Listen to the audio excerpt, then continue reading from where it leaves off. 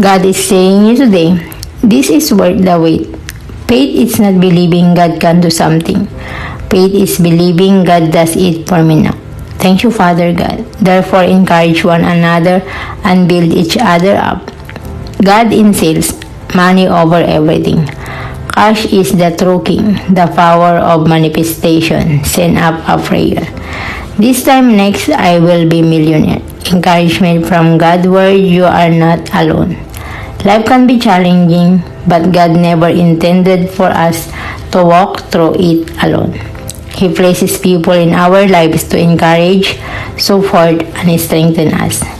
God is great. To God be the glory. If this is what does with the sky, imagine what He's doing with our story. I trust you, Lord. Jesus isn't just a part of my life. He is my whole life. Looking back at all the wins and answered prayers, it was really God. It was never luck. It's always been God.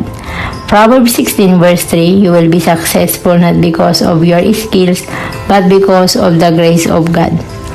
Because of the gift of the Holy Spirit and faith and obedience in Christ. In good workmanship in Jesus' name, amen. Thank you, Lord Jesus Christ. Push me, God, I want the life we talk about. This quote is very meaningful. God keeps reminding us of our purpose because there is much distraction in this world. The best is coming next. If God gives signs, what the biggest sign you've ever received? He gave His only begotten Son, Jesus, that He may die for our sins, and those who believe shall have eternal life. Believe in Jesus Christ King. Want to become successful? Master this habit first. If you can't speak in truth side, then you are at the last stage of slavery.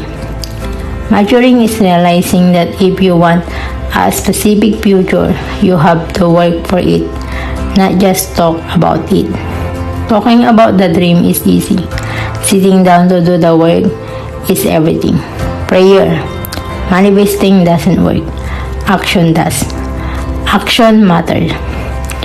The small daily decision nobody applauds you for, yet that's the whole invisible building pace right there. Nobody sees it, but it's the most important work. What's one prayer God answered that you'll never forget? This is my story. Someone watching today might need the reminder that God still hears, still moves, and still performs miracles. Cured my anxiety and picked me up at the lowest point of my life. God is great. Really love saying all these victories God has done for me. Glory to God. Grow like a tree, birds will come automatically.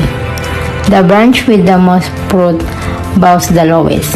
Let that sink in. The fruit of the Spirit are evidence of a life surrendered to God. Bearing the most fruits and still being humble.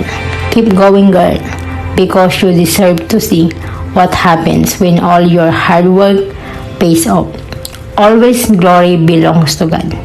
Thank you, God. I am nothing without God.